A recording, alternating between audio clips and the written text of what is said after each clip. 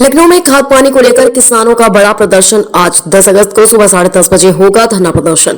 परिवर्तन चौक से जनभवन तक मार्च करेंगे किसान। नहरों में समय से पानी न पहुंचने से नाराज किसान।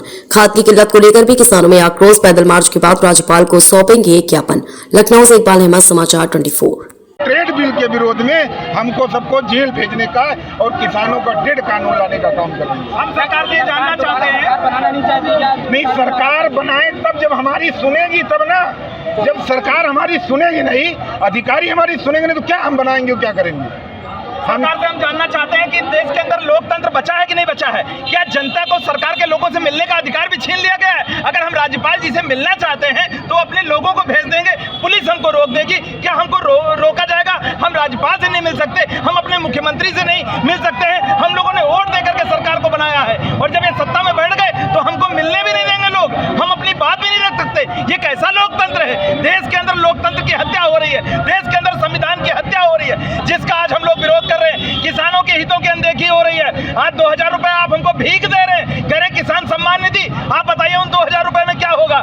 3 महीने में आप 2000 रुपए दे रहे हैं। जो किसानों की मांग है, स्वामीनाथन की रिपोर्ट लागू हो, C2+50% का जो फार्मूला है जिसमें कहा गया कि किसानों की लागत का 1.5 गुना कम से कम उनको मिलना चाहिए, आज लागू नहीं है। आलू किसान आत्महत्याएं करने के लिए मजबूर है। सरकार कहां सो रही है?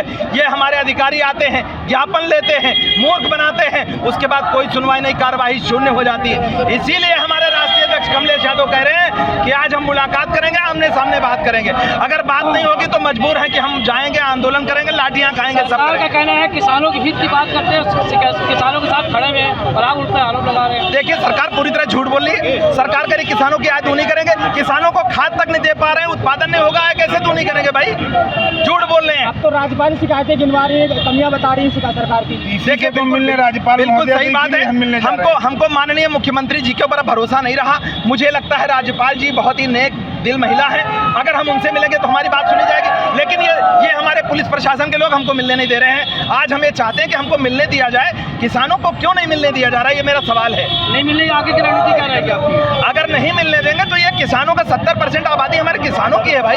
ये देश किसानों का है, ये अन्नदाताओं का केस है और ये देश है। और जितने भी हमारे पुलिसकर्मी हैं वो भी कहीं डीएम के बेटे नहीं, वो सब किसानों के बेटे हैं, मजदूरों के बेटे हैं। और जब देश में हम नारा देते हैं तो जय जवान जय किसान लगाते हैं। ये उनकी मजबूरी है कि वो नौकरी में है, इसलिए वो लाठियां चलाते हैं। लेकिन मैं जानता हूं दिल से वो हमको चाहते हैं, मानते हैं, हमारे दर्द को समझते हैं।